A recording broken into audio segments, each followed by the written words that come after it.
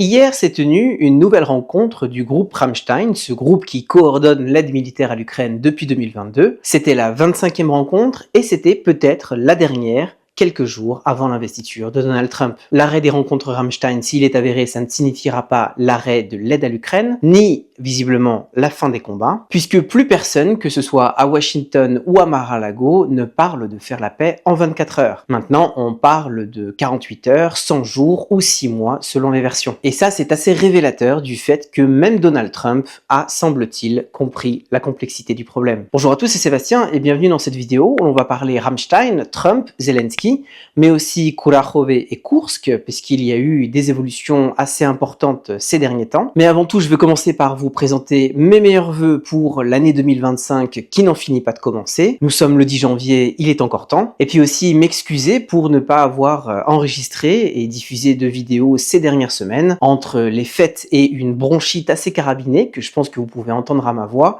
j'ai pas eu la possibilité physique de le faire et c'est seulement maintenant que je retrouve à la fois l'énergie mais surtout la voix pour enregistrer de nouvelles vidéos. J'essaye de me tenir à mon engagement d'enregistrer une vidéo par jour sur un thème qui a trait à l'Ukraine et à la région de la mer Noire, mais des fois la vie elle prend le dessus. Et donc il y a beaucoup de choses que j'ai manquées, l'arrêt du transit de gaz russe par le territoire ukrainien, l'adhésion de l'Ukraine à la Cour pénale internationale, l'entrée de la Bulgarie et de la Roumanie dans l'espace Schengen, l'investiture controversée du président géorgien à Tbilissi ou encore des menaces renouvelées de la part du président azerbaïdjanais contre l'Arménie. Et donc il y a beaucoup de sujets d'actualité que j'ai manqués, mais ce sont aussi des sujets de long terme et donc j'espère qu'on va avoir l'occasion d'y revenir ensemble. En tous les cas, très heureux de vous retrouver ici. Encore une fois, une bonne année et merci beaucoup de me suivre au travers de mes vidéos. Alors donc, j'entre dans le vif du sujet. Hier, on a eu cette rencontre du groupe Rammstein, c'était la 25e,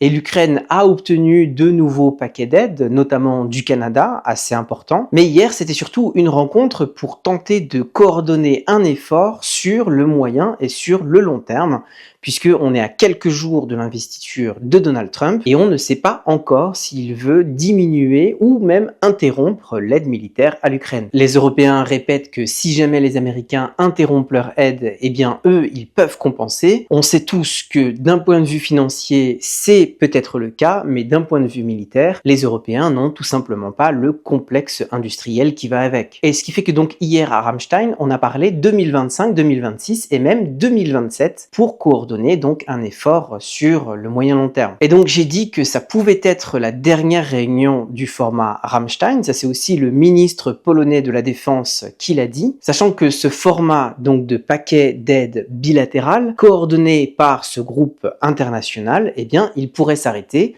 L'OTAN a déjà pris en décembre une part plus importante de responsabilité dans la coordination de l'aide, donc tout est déjà prévu, il y a eu un certain nombre de précautions qui ont été prises, mais il n'empêche que les incertitudes perdurent, puisque Donald Trump, on sait aussi qu'il n'aime pas l'OTAN et qu'il pourrait malmener l'Alliance Atlantique pendant son mandat, mais tout ça, ça va dépendre de la politique qu'il va adopter. Et pour l'instant, on reste encore dans le flou, donc le 10 janvier, on a encore 10 jours avant l'investiture de Donald Trump et la prise de fonction de son administration. Et pour l'instant, eh bien, les signaux, ils vont un peu dans tous les sens, que ce soit les revendications sur le Panama, sur le Canada ou sur le Groenland, ou encore les différents signaux envoyés à Volodymyr Zelensky ou même à Vladimir Poutine. Là, l'information du jour, c'est que visiblement Donald Trump veut rencontrer Vladimir Poutine très rapidement et que des préparatifs seraient déjà en cours. Et les Russes, ils participent à ce concert de signaux contradictoires, puisque d'une part, ils disent qu'il n'y a rien qui les intéresse dans le plan de Keith Kellogg, donc l'envoyé spécial de Donald Trump pour l'Ukraine, mais qu'ils accueillent favorablement la démarche de Donald Trump et que, eh bien, s'il y avait une demande de rencontre, eh bien, ils y donneraient suite. Dans le même temps, on a aussi l'équipe Trump qui revoit son calendrier. Donc on se rappelle tous de cette fameuse sortie de campagne quand Donald Trump promettait qu'il pouvait faire la paix en 24 heures. Maintenant, il ne parle plus du tout de 24 heures, il a parlé de 48 heures ou de 6 mois, tandis que Keith Kellogg, donc son envoyé spécial pour l'Ukraine, lui, il évoque 100 jours, donc 3 mois. C'est toujours bancal d'annoncer un calendrier pour ce genre de résolution de problème, mais en tout cas, ça montre que visiblement, Donald Trump et son équipe ont compris la complexité du problème. Et Donald Trump, qui veut obtenir des résultats très rapides dès le début de son mandat, eh bien, il pourrait patienter un peu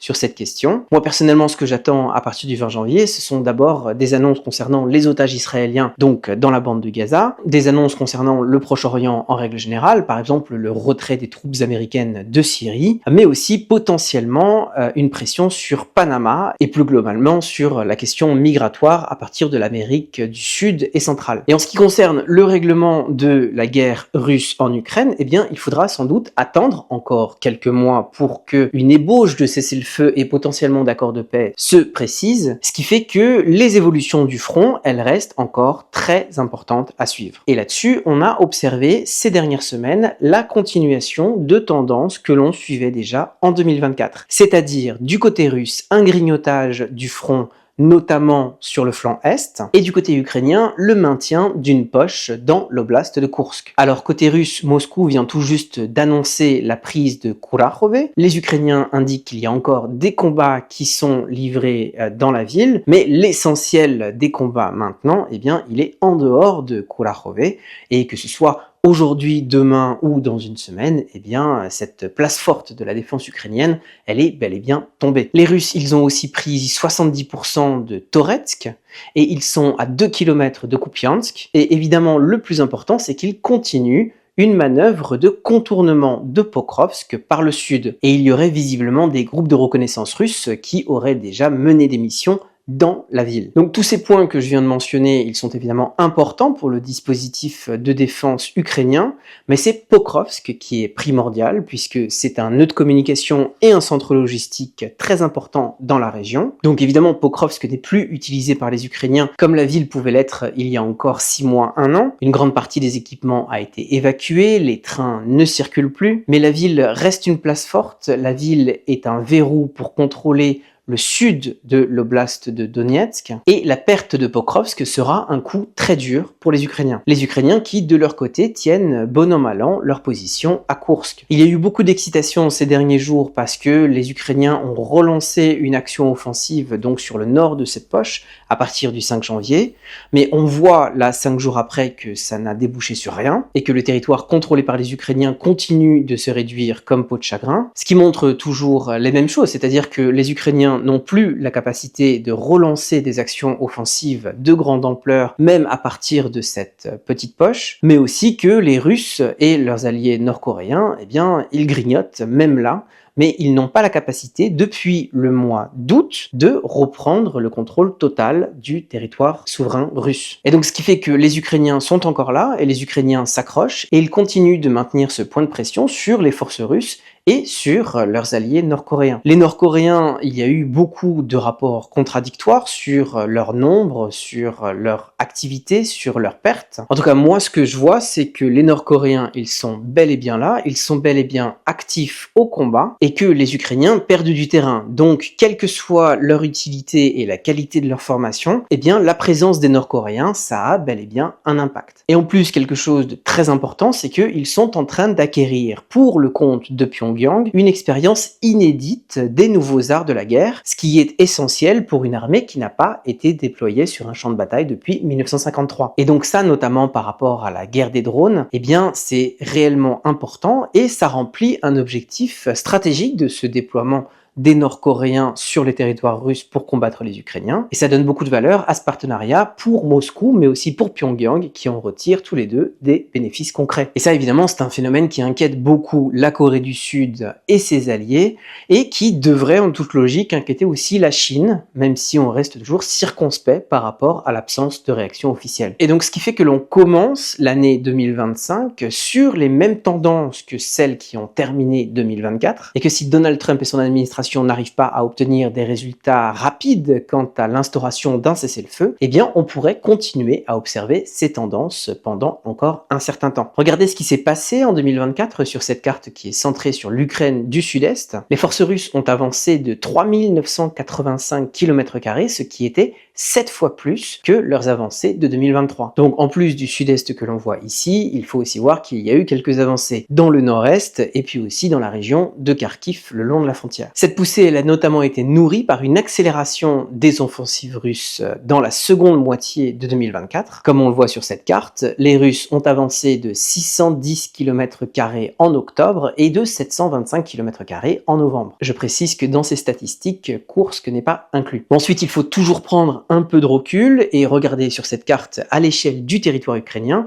Eh bien, on voit quand même que ces avancées, elles restent très modestes et que l'essentiel du territoire ukrainien ne reste pas concerné par ce grignotage russe, en tout cas pas au premier plan. Mais donc la grande question militaire en ce début 2025, c'est de savoir si cette accélération, elle va continuer ou pas. Puisque comme on sait, et comme j'en ai déjà beaucoup parlé dans mes vidéos de 2024, cette accélération, elle est due d'abord et avant tout aux problèmes structurels de l'armée ukrainienne, des problèmes qui sont bien identifiés, certains sont en cours de résolution, certains continuent d'être ignorés, mais cette accélération, elle est aussi due au redoublement des efforts par l'armée russe, avec cette idée qu'il faut arriver dans une position de force à d'éventuelles négociations de paix. Alors, c'est une chose si jamais ces négociations, elles s'ouvrent en février-mars, mais mettons qu'elles ne s'ouvrent pas avant l'été ou l'automne.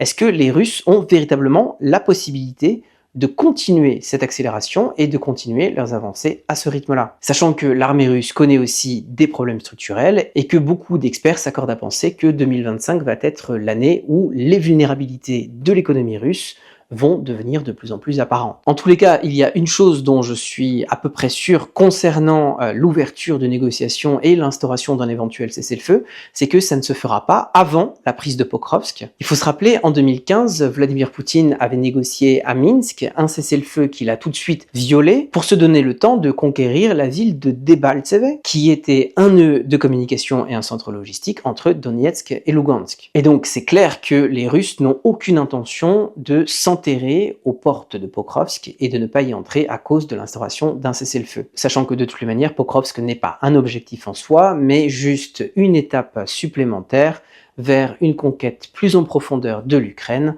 sachant que la conquête territoriale n'est pas non plus un objectif en soi, et que l'objectif ultime du Kremlin, ça reste la chute du régime en place depuis 2014, et le retour de l'Ukraine dans le giron russe, dans le Ruski Mir, tel qu'on l'appelle. Et c'est peut-être cela que Keith Kellogg, Donald Trump et leurs équipes, eh bien, ils ont compris. Et c'est peut-être pour cela qu'ils commencent à jouer un peu avec leur notion de calendrier. Merci d'avoir regardé cette vidéo jusqu'au bout. Je file et je vous retrouve très vite.